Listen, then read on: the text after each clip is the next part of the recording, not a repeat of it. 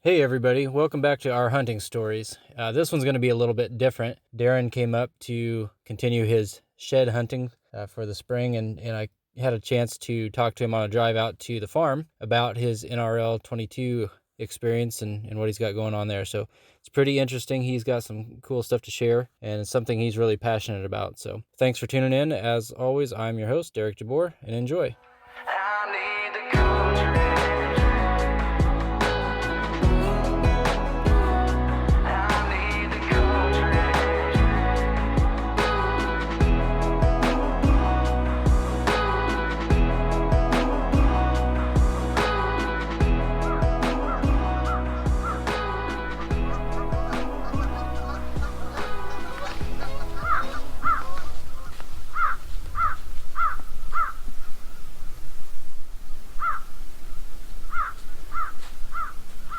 Right.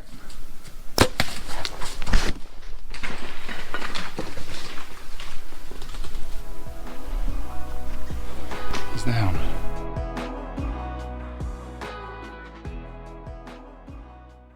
I guess one of the things we've never really talked about, or I've never really asked you about, is how you even got started with the NRL.22 stuff. I know you have always been into guns and shooting, and you're a little bit more methodical about all that stuff than I would be. But it's kind of cool that it's transitioned into what it has and like the opportunities. It seems like it's kind of been a opening for some opportunities that are really nifty. Yeah, things kind of got out of hand real quick there. I guess going back a little bit further into ancient history, when I was in college and grad school, I shared a office with a really cool guy, Nick, from out in New York. He'd come to Kansas to go to graduate school, doing the same thing I was doing. And he was into competition shooting. He shot service rifle and had a history of many, many years of doing that. And so, gradually he kind of bugged me into, hey, you should come do some of this stuff with me. And so I shot a couple of matches with him. I didn't know what I was doing, borrowed his stuff and whatever, and did that in college. And it was a great time, but obviously no time or money or whatever to get into it. Fast forward like 10 years from then, Nick was back in the area and was living not too far away, and he called me up one day and he said, hey, there's this new series starting called NRL.22. Shoot steel targets of 22s, and it's all positional and different distances and movement and all this stuff, and it sounds like a blast. We should do that together. And I was like, all right, cool. And just so happened I was out of town. I was in Nebraska for a work thing when he called me, and kind of killing time in between some stuff, and I went to a little gun show there, or gun shop there, and they had a rifle, a Ruger, that I thought, hey, this would probably work pretty well. So I bought that up. It was a used one, and got it pretty cheap, and shopped around and bought a scope and stuff. And I didn't really look at the rules or anything, but I knew I needed a different rifle than I already had, so I bought some stuff. And it wasn't like 2 weeks later, Nick the turd talked to him again, and he said, oh, by the way, we're moving to Ohio. Like, shoot. Well, I kind of already started investing in this, and so I'm just gonna do it anyhow. So yeah. Before we go too much further, like, this is how little I know. Yep. So like on the surface of it, it sounds like just target shooting to me. I mean, that's what I would be familiar with, shooting guns growing up. So what's the allure? Well, first of all, like, what's the overarching term for all of this? I know, like, originally it started kind of like centerfire, right? Yeah. And then evolved to this NRL.22. So what's the allure to you or to someone that... Yeah. Okay. So, so now getting in, so that's kind of how I got introduced to it. I didn't know anything about it either at all. But the idea behind this, it's precision rifle or positional rifle shooting.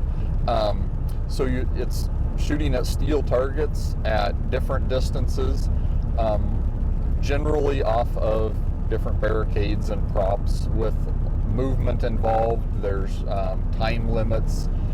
There's different orders of engagements in the targets. So kind of how I a lot of times explain it to people is, okay, let's go target shooting, right? And so we take our rifle and we put a target out there at, I don't know, 50 yards, and we sit down at the bench and shoot it at 10 times. Okay, cool. That was pretty easy, right? And okay, let's kick it up another notch. Let's set at the bench and we're going to shoot it 10 times, but you have 90 seconds to do it. Okay, that's a little bit harder, right? We're going to make it even harder now. We're going to put 2 targets out there, and you have to shoot each one of them. You have to alternate near, far, 10 shots in 90 seconds. So now we bumped it up a little bit more. So let's make it even further. Let's put a big, I don't know, pile of rocks or tires or something out there and say, okay, you have to engage each target near to far. You have 90 seconds to do it, but you have to do it from 5 different positions on this pile of stuff. And so now all of a sudden, the targets may not be hard to hit, but you've added an order in there. You've added time limits. You've added movement.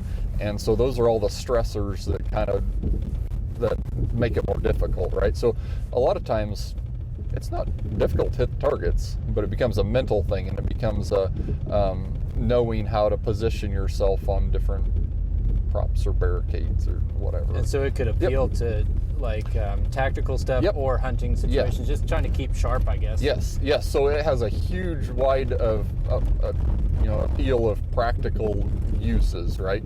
I kind of just do it as a game, right? It's something fun for me to do. Admittedly, I don't rifle hunt a whole lot. Right. I used to, so that's kind of like, well, there's maybe a wasted skill. I'd love to rifle hunt more. It's just, time, and I like to bow hunt too. So, but it does make you much more comfortable about shooting from uncomfortable, awkward positions. And so that's really where it has a appeal to hunters, right? Like, you don't necessarily always have the time or the something solid to get on all the time. Have logs or trees or out the door of your truck. Or one of the things I've kind of noticed is that like when we go target shooting, it's like, oh, generally a nice day. Yeah. Well, right. When you do your matches, you know, it's a certain weekend of the month, consistently. Yeah. But the weather can sometimes really throw a wrench, whether it's windy or cold or whatever. Yeah, that's kind of a hard thing too. Is like it takes a fair amount of organization time to set these matches up and make them run smooth, and so generally you have to schedule them out quite a ways. The ones I'm involved with, we have a specified weekend every month. We're going to have our match that weekend. We've canceled it one time, I think, because of lightning and stuff, but other than that, we shoot that day. And so I'm a little less inclined to go practice when it's really yucky weather out, but a lot of times the matches aren't super nice weather. Sometimes they are, sometimes they're not. Yeah. Well, so then, sorry, I've got questions, but yeah. I don't want to get off your train of thought either. But so me looking at your basement and looking at some of the rigs you're running now, what you're shooting, but that's not what you started out with. So like, if I was interested in getting into, let's just say the NRL.22 stuff. Yep. How does that happen, and how do you start to get involved? Absolutely. So. Let me just preface this by saying NRL.22 is one organization. You got to kind of think of it like car racing. There's just tons of different series and organizations that have slightly different rules and stuff. NRL.22 is kind of one of the big ones. PRS is another one. There's some local series stuff, but they're more or less kind of all the same. Getting into it, do you have a 22 and do you have a scope? Bring it out, come shoot it. If you're not comfortable with that, you don't have the equipment, there's people that have the stuff. Our club, for example, we've got a couple of extra rifles just waiting for people to come. Your club, try I it out. You have a couple. Well, in that situation, I own the rifles. The club has bought the ammo, and I've worked out some deals with vendors to get a little bit better pricing on some of that stuff. It does seem like there's a couple guys hanging around though with extra guns. Yes, everybody that's done this for any number of years doesn't just have one rifle. They've got a bunch of them, and so people will loan you anything to get you started.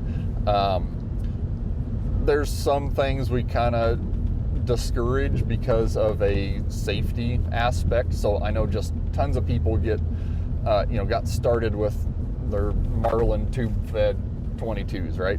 You and I, we got started with a Winchester tube-fed. We kind of discourage tube-fed rifles simply because it's difficult to unload those and demonstrate that they're clear real efficiently. Whereas a bolt-action rifle or a magazine-fed semi-automatic rifle, you can drop that magazine, you pull the bolt back, you can instantly tell it's clear. You're not messing with the tube and pointing the barrel at your hand while you're loading and all that stuff. So that's kind of a safety thing. I've got another question just for myself. Does that translate better if you're looking to introduce yourself at the 22 level and then transition to a centerfire? Does that bolt action, does that play any part in transitioning better, or does it really even matter? So there is some of that. The muscle memory, running the bolt, staying down on it while you're in, and a lot of guys shoot rimfire and centerfire, and if they do that, a lot of times they build their rifles on stocks or chassis that are the same between those two, so it feels the same. There's a couple of things about centerfire that are a little bit louder. Yeah, so louder is one. Recoil management is huge in centerfire.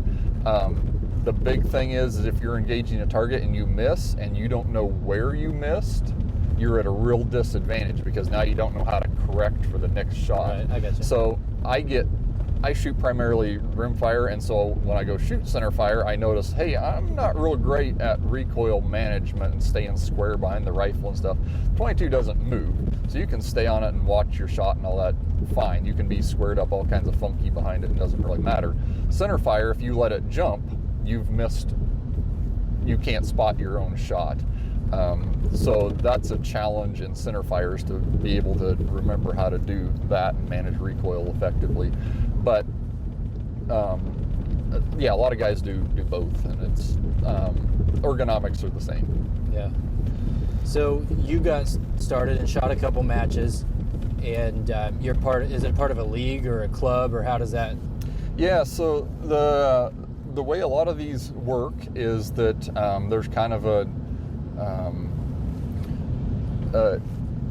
I'm drawing a blank on the term here. Yeah, a league or a governing body that oversees kind of the rules and the match flow, and so I'm generally part of NRL.22.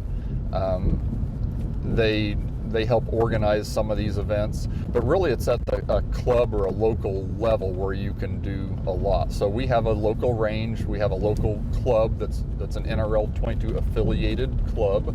We shoot 4 points for the NRL.22 series.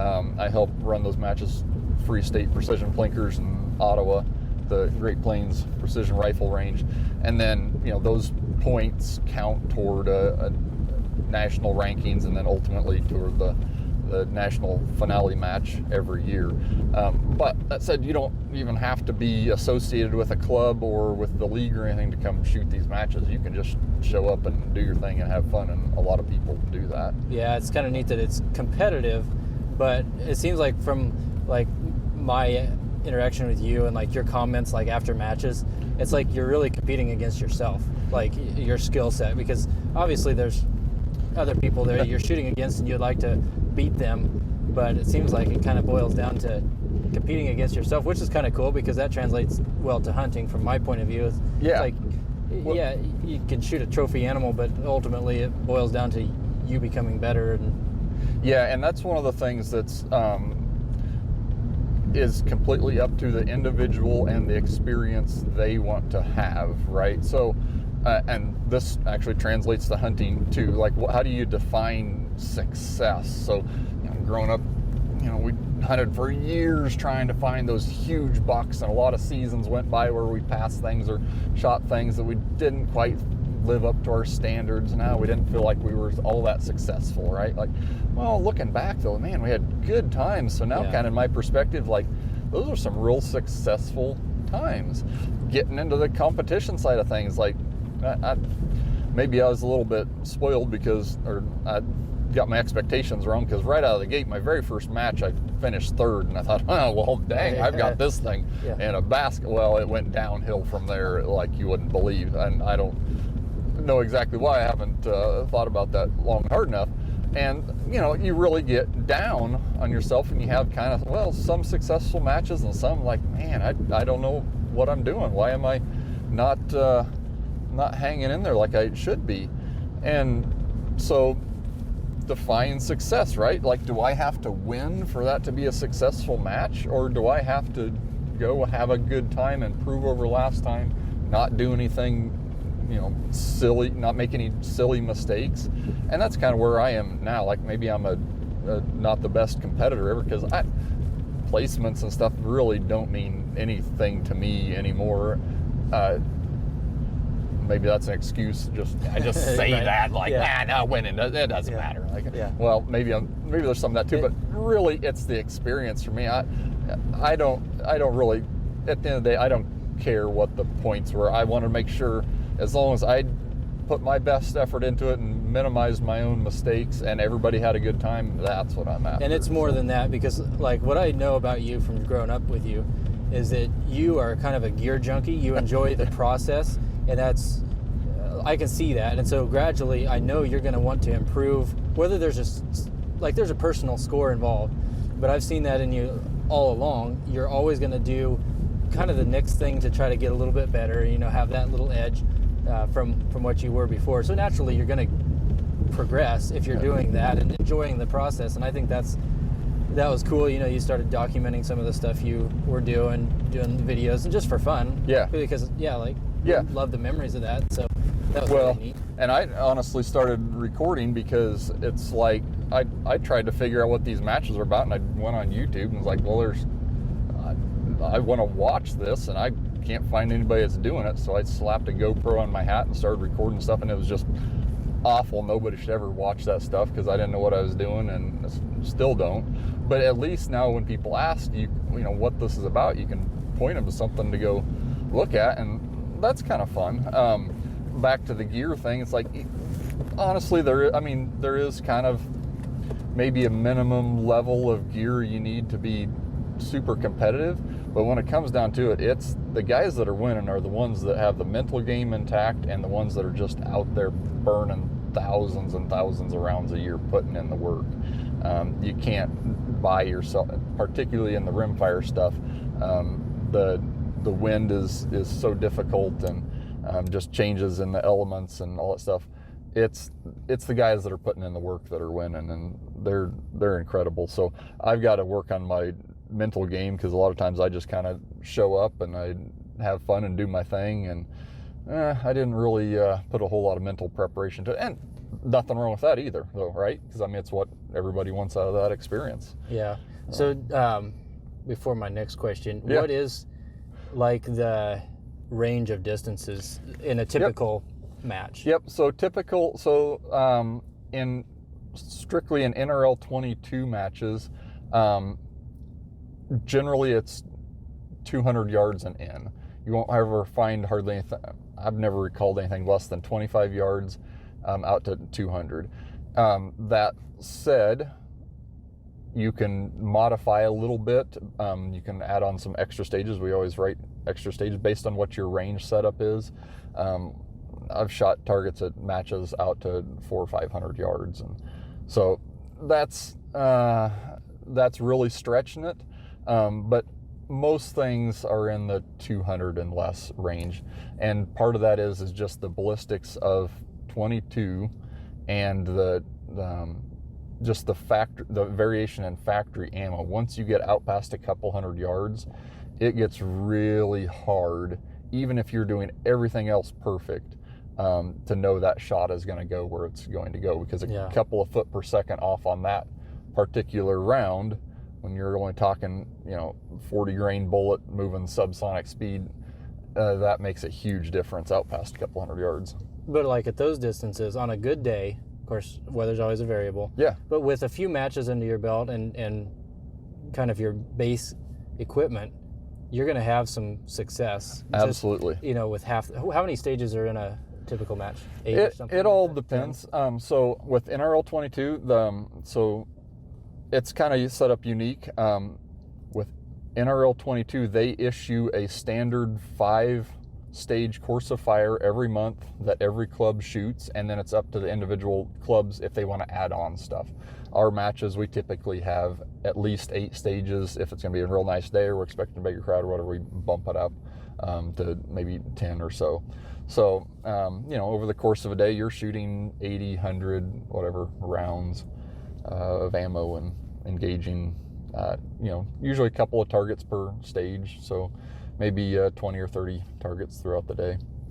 So if somebody's listening to this and they want to see like some more details, you got some stuff on YouTube. Yep. So you can look at some different stages, kind of shoot with Darron and go through that. And and there's Shoot, I tried not to talk in third person on this one.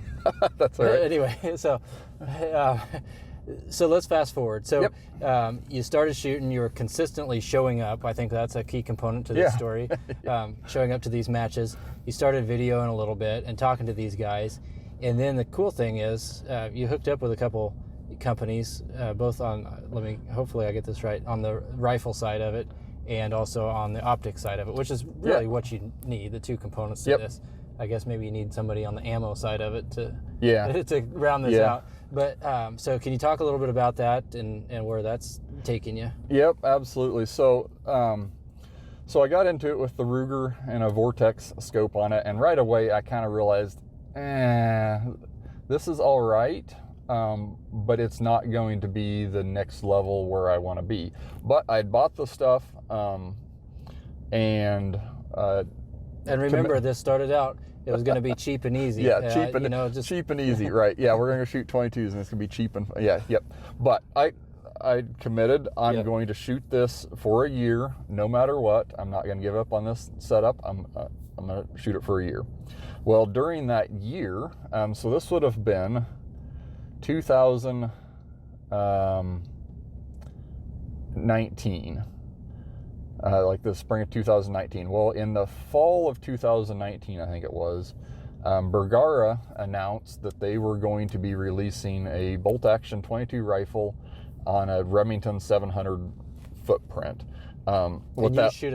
You have a Remington 700, correct, in the centerfire? I did at that point, but the big thing with that is basically all custom centerfire and most of the kind of high-end custom rimfires now are all built on this same action footprint. What that means is that the spacing on the action screws is the same. It takes a certain type of trigger, and the scope bases are the same. So if you have something built on that footprint, you can put it whatever chassis, stock, whatever that's compatible on it. You can swap out the triggers real easy. The scope bases, rails are all real easy to put on there. Parts are everywhere. And so this kind of got everybody all excited. Hey, Bergara is going to release this thing. It's going to be the price point is going to be way lower than the other custom 22s out there. But now you can put it in all this Remington 700 footprint stuff. And so everybody's super excited. And of course, well, that's probably where I need to go, because it was a lot cheaper than the next step up. So I ordered one of those. It actually never came, because by the time that Nick's season started in the spring of 2020, I decided, hey, I want to shoot this next season with the Bergara. Well, the one I ordered still hadn't showed up. I found one at the local Shields. I bought that one, canceled the one I ordered.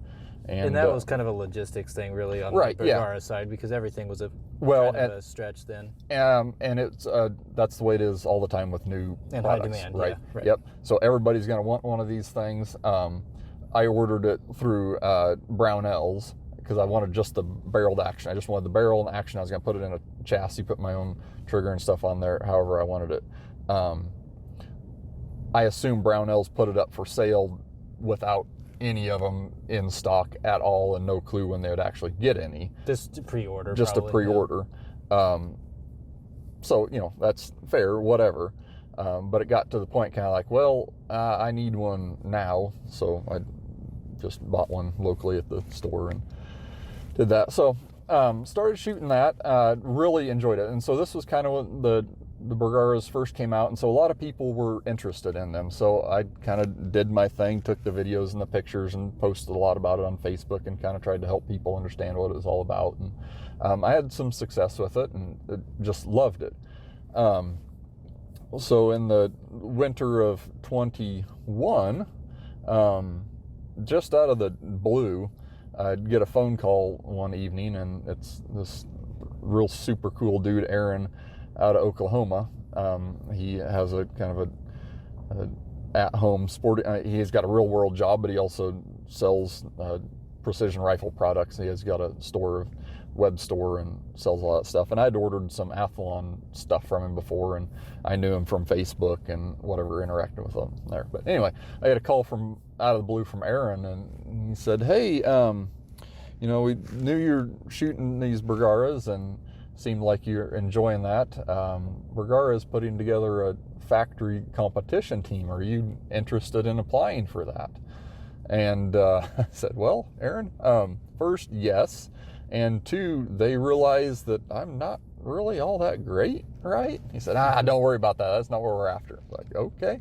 So cool. So applied for that, and eventually wound up, getting together with a group of real cool guys and gals, Bergara there on the factory sponsored competition team. And as part of that, kind of Aaron had sweet talked some deals with some other folks, and Athlon Optics then offered anybody on the team a sponsorship that wanted it, and which was real cool because I had some Athlon stuff and really liked them, and their headquarters is like 10 minutes from my house, so I can drop in there and bug the awesome dudes at Athlon all the time. So that was the next call I got out of the blue, was Dustin from Athlon, and it's like, "Hey, we see you shooting the Bergara," and I talked to Aaron, and it really hurts my heart to see this.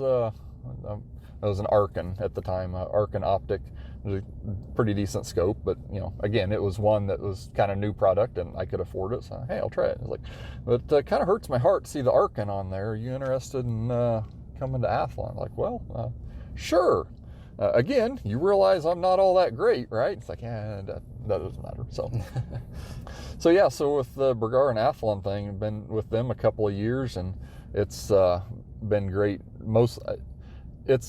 To me, it's all about the relationships and helping people out and getting folks started, and just being supportive of the sport, whatever company you're affiliated with.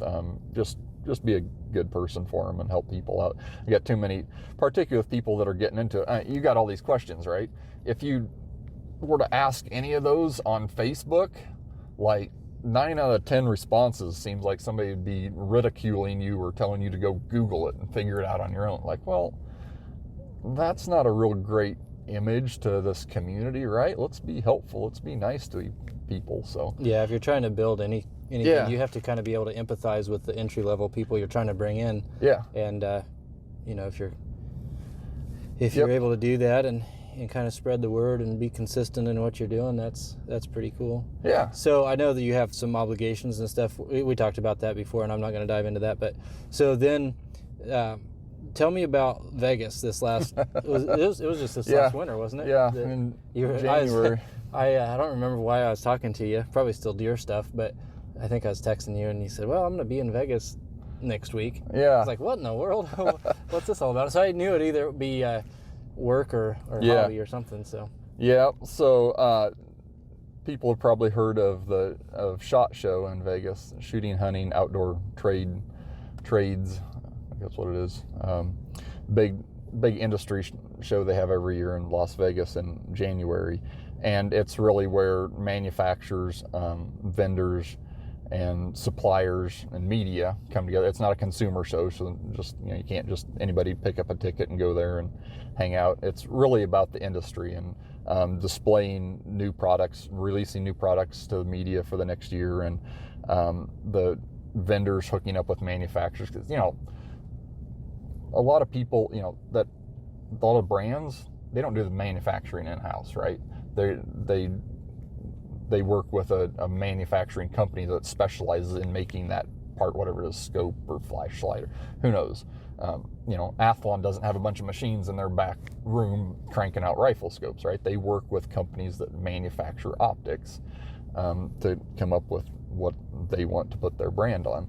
So that's some of that, and then networking stuff. So anyway, I had the opportunity to go with Athlon and Bergara to kind of hang out with them and help show off some of the new stuff and meet a bunch of people. And I'd always kind of wanted to go to this, so it was a super cool opportunity, and showed up there and was just immediately overwhelmed and out of my element. It was the most disorienting thing that I've ever been to in my entire life. First off, Vegas is just a whole bizarre world of its own. This show is so big and so many people and so many vendors that you really get overwhelmed really quickly. So, I'd go in like, I want to see all this new stuff. And right away I was like, maybe I'll just try to find 3 or 4 people that I want to see and do that. So I don't remember exactly, like 60,000 people and 4,000 or 5,000, 6,000 vendors, something like that, over 14 acres or something of showrooms. It's a heck of a lot bigger than the Topeka Farm Show, I can tell you that. So, yeah, but it was cool because, again, kind of representatives of everybody in the industry is there. So there's a lot of people I've talked to for match support or, asking about their products or whatever that, I'd never run into in my normal life because, they're all across the country and across the world. Well, all these people now descend on Vegas. And so folks I've talked to on the internet or on the phone or, see on Facebook or whatever, all of them are there all of a sudden. So now it's like, cool. I get to kind of actually put faces to names and shake people's hands and stuff. So that was kind of fun, and really thankful for Athlon and Bergara letting me tag along there. And, maybe we'll go back, but I'll probably have to take a break every year or so. I don't know that I can do that every year. It is an absolute grind of nonstop people talking. So yeah, well, that's neat. It's cool that you can kind of be consistent in your own flavor of something that you've enjoyed. Yeah, and it gets you these opportunities, and that's kind of a cool takeaway from all of this. That you just plugging away and doing your own thing, but being consistent at it and putting some solid effort into it. And well, it really all this kind of boil on my end of things is like it's about relationships and getting people involved in things. I don't want to get off on a huge tangent here, but if it's just you and I hunting, shooting, fishing, or whatever, all of this is going to end real soon. We've got to get the middle-aged white rural guys. That's fine. We want to keep them. We got to expand on that big time. We got to do it fast. We've got to get all the... And that's across the board on in every little discipline of all this. If we don't get women and kids and minorities and everybody of all political spectrums involved, it's going to go away because we're going to get entrenched and marginalized, and it's not going to be great. And one of the things I fall short in is I look at somebody else doing something really cool. Let's just say fishing, for example. I'll look at somebody fishing, and I enjoy fishing. And I'm like, well, I don't have a boat. Yeah. I don't have that pond or whatever. Well, there's so many opportunities for me to actually go fishing at a very basic level. Just go do it. Yeah. And I get caught up on that sometimes, and that's something that's important for people to realize is just go do it. You don't have to start out with a bass boat. Just go hit a pond, hit a creek, whatever. Just go walk by the river you don't even have to go fishing. Just get it. It's funny you bring that up because, like, I have imposter syndrome, and I can't even talk.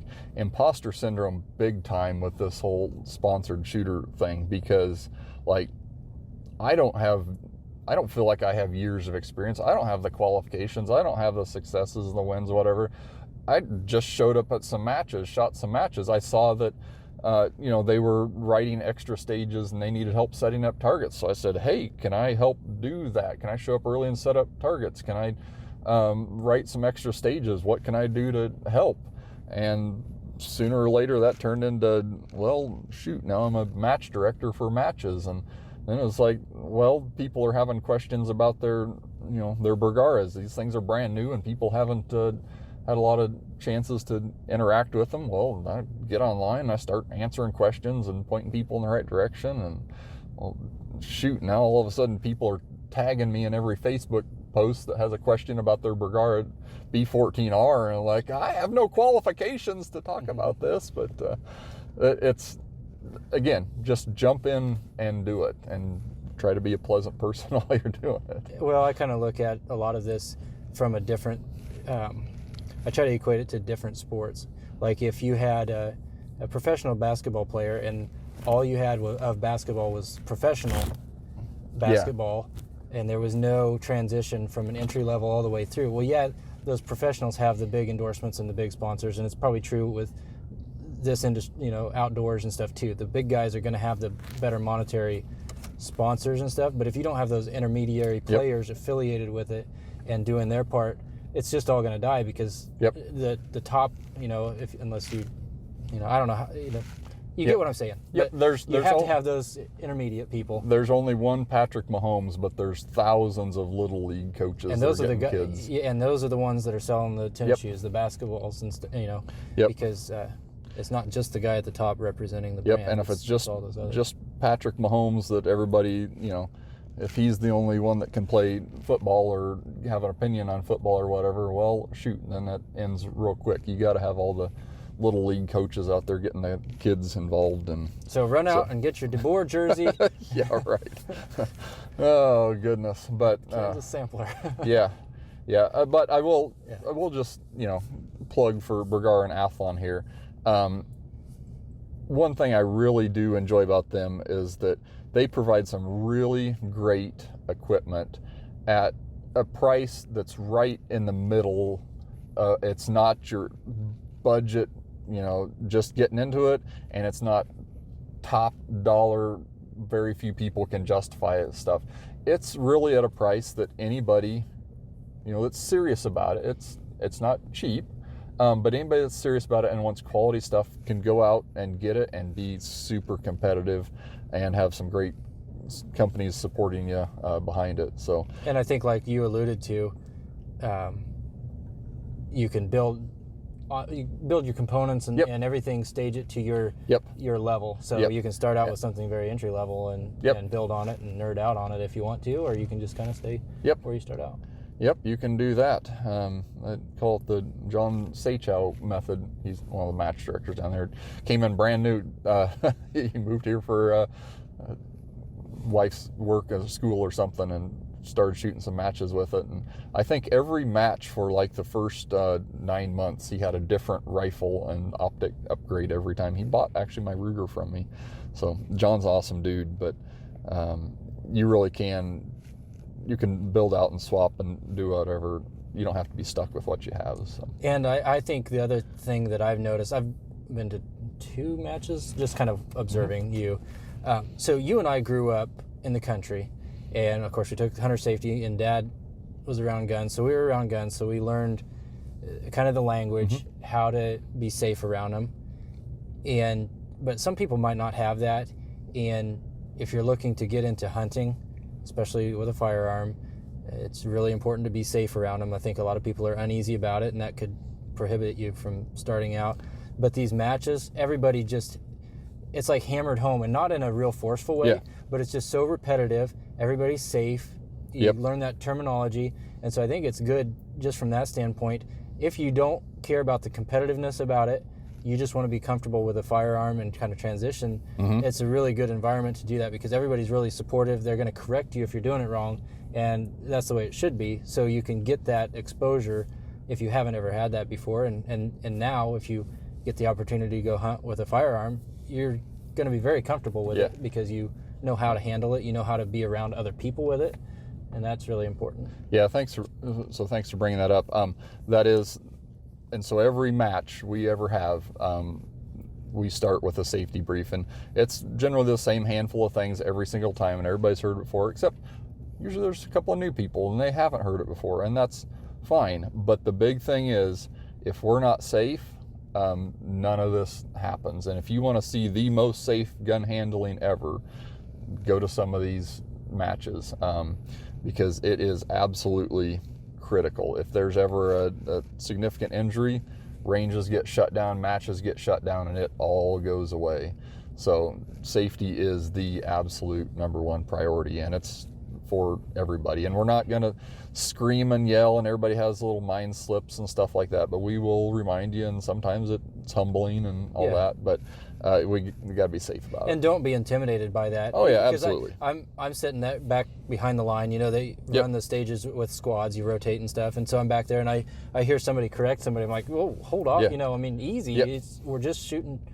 But that's, like you said, it's very important to be safe, and you want to kind of enforce that attitude, because so a new shooter comes and they learn all this. Now you're responsible as a responsible gun operator, shooter, that if you're ever with somebody else, you need to understand how strongly you need to enforce safety. And so you just, it's not them being yelling at you. It's them reinforcing how important safety is around a firearm, and everybody reminds everybody of it. It doesn't matter who it is. You know, it's just kind of that way. It's and the way kind of the general safety rules work is there's double or triple redundancy built into everything. So for there to be an actual injury, for somebody to get hurt, there has to be at least 3 things fail. And so when you build that kind of safety into it, it's unheard of for injuries to happen. So for example, like moving on a stage between shots, you will have your hand, finger off the trigger, obviously. You will have your bolt open and back, and you will have that muzzle pointed downrange. So in that situation, for somebody to get hurt, you would have to break 3 rules there, and it doesn't happen. And those are all rules that translate exactly into the woods if you're hunting. So all of those can be applicable to a real life situation where you're, it's not like sometimes you have, do you have plugs in your muzzle or anything like that, flags or something in your bolt? Yep. So if you're not extra, so what my point is, maybe those are extra steps that you need to have in a match situation. But the first 3 that you talked about, those are applicable anytime you have a handgun, or not a handgun, a firearm in your hand, in your possession. Yep. So it's an incredibly safe environment. So don't be afraid to come on out and bring your kids and family and grandmas and all that kind of stuff. Yep. So, well, that's all I wanted to do with that one. I'm awesome. Gonna drop you off here. You can go find some more sheds, and I'm gonna go. Yeah, go walk around the woods for a little bit more, and give me a shout or something when you're heading back this way, and I'll try to meet you up here. Okay, I'll find you.